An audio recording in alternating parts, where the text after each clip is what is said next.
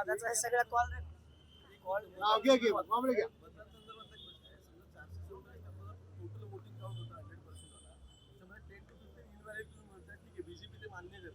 बीजेपीनेच मला ब्रीफिंग सांगितलं कालच्या मी त्यांच्या ANI वर पाहिले.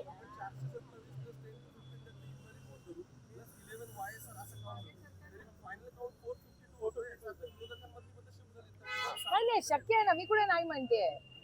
भारतीय जनता पक्षाचं म्हणणं आहे की 14 झाली आहेत असं त्यांचं म्हणणं आहे. आता ही कोण आहेत 14? तुम्ही महाराष्ट्राचीच का बदनामी करताय? महाराष्ट्रानेच का केलं?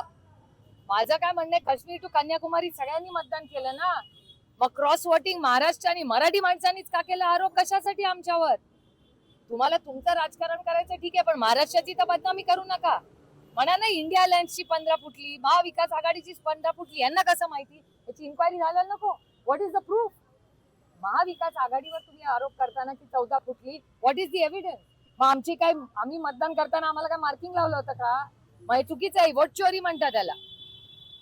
याचं कारण काय? हे दोन गोष्टी आहेत. या इलेक्शनला व्हीप नाही, करेक्ट आहे. आणि या इलेक्शन मध्ये दुसरी महत्वाची गोष्ट की हे सिक्रेट बॅलेट आहे.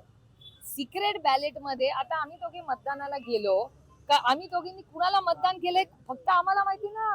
माझं स्वातीताईंना नाही, स्वातीताईंचं मला नाही. मग हे कसा आरोप करतात की यांचीच फुटली? याच्यावर मी कुणाशीही कुठेही बसून कुणाशीही चर्चा करायला तयार आहे.